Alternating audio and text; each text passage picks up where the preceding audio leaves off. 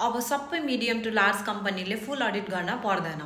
नेपालको फुल अडिट प्रोसेसमा आन्तरिक राजस्व विभागले कम्पनीको फाइनान्सियल स्टेटमेन्ट, रेकर्ड्स अनि डिक्लेरेसनदेखि इन्कम, एक्सपेन्सेस र अरू ट्रान्जेक्सनहरूको डिटेल चेक इन गर्ने गर्छ। पहिला वार्षिक 500 करोडदेखि 1 अर्बसम्मको कारोबार भएको कम्पनीहरूले 4 वर्षमा एक पटक म्यान्डेटरी फुल अडिट गर्न पर्ने हुन्थ्यो, जसले गर्दा कम्पनीहरूले धेरै अनवान्टेड प्रेसर र एडमिनिस्ट्रेटिभ कस्टहरू बेयर गर्न पर्थ्यो।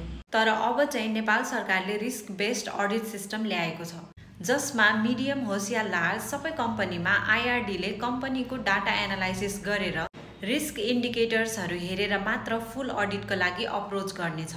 जस्तै इन्कम वा एक्सपेन्सेसमा अचानक ठुलो चेन्ज आउनु, अनयुजुअल ट्याक्स डिडक्सन क्लेम गरिनु, ट्याक्स फाइलिङ लगातार लेट हुनु वा डाटा मिक्स म्याच देखिनु, इन्डस्ट्री स्पेसिफिक सस्पिसियस एक्टिभिटिजहरू देखिनु।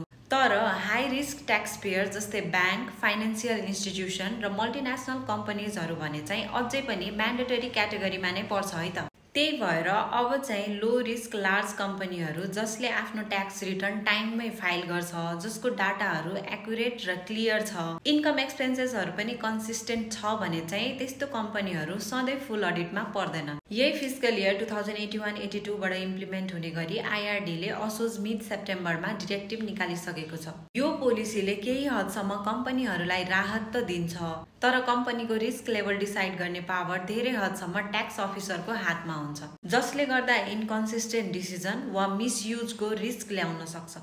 त्यसैले अडिट सिस्टम ट्रान्सप्यारेन्ट र कम्पनीजहरू प्रोएक्टिभ र प्रिपेयर्ड हुनुपर्छ। यो पोलिसीको मेन गोल चाहिँ अडिट प्रोसेसलाई इफिसियन्ट बनाउनु हो, जसले बिजनेस इन्भाइरोमेन्टमा less paper work, less cost र मोर ट्रान्सप्यारेन्सीलाई सपोर्ट गर्छ। अरू यस्तै इन्फर्मेसन्सहरूका लागि make sure you follow me.